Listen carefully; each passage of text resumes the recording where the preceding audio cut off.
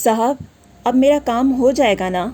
उसने दीवार की तरफ रुख मोड़ा और तेज़ी से कपड़े पहनने लगी। हाँ हाँ भाई, मेरी सांसें अभी भी बेतरतीब थीं। फिर मैं पैसे लेने कब आऊँ? दुपट्टे से उसने मुंह पूंछा और फिर झटक कर लपेट लिया। पैसे मिलने तक तुम्हें 1-2 चक्कर तो और लगाने ही पड़ेंगे। कल ही मैं मालकान से तुम्हारे शोहर का जिक्र करता हूँ। मैंने शर्ट के बटन लगाए, हाथों से बाल संवारे और दफ्तर के पीछे ड्राइंग रूम के दरवाजे से बाहर झांककर आसपास एहतियातन एक तायराना नज़र दौड़ाने लगा।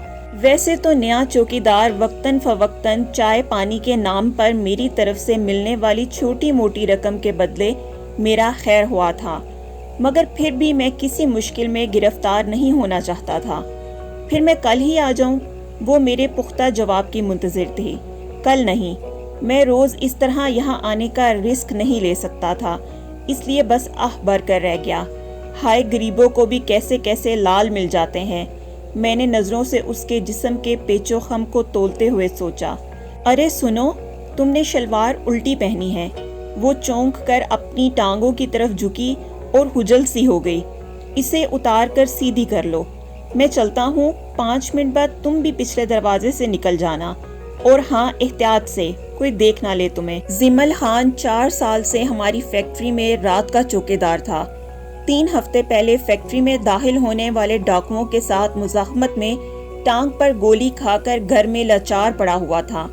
मालकान उसके इलाज के लिए 50,000 देने का ऐलान करके भूल गए थे, सो उसकी बीवी इस सिलसिले में बार बार चक्कर लगा रही थी। मैंने उसकी मदद का फैसला किया और छुट्टी के बाद शाम में उसे फैक्ट्री आने का इशारा दे दिया। उमर, अपार्टमेंट की सीढ़ियां चढ़ते हुए मुझे अकब से अपनी बीवी की आवाज़ सुनाई दी।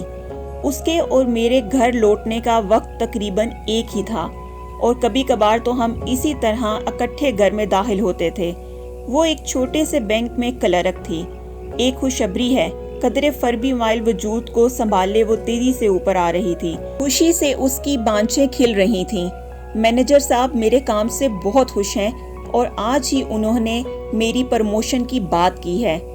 दरवाजे के सामने रुककर उसने हैंड बैग टटोला और चाबी निकाली।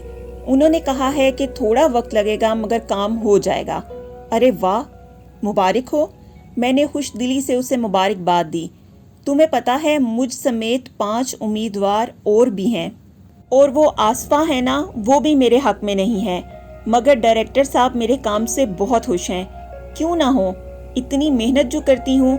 और वैसे भी मैं उसकी पैरवी करते हुए उसकी फतह की दास्तान से महजूज हो रहा था कि अचानक मेरी नज़र उसकी उल्टी शलवार के रेशमी धागों में उलझ गई। मज़ीद सबक अमोज़ वीडियोस के लिए हमारे चैनल को सब्सक्राइब कर लीजिए और बेल आइकॉन को ज़रूर प्रेस कीजिएगा।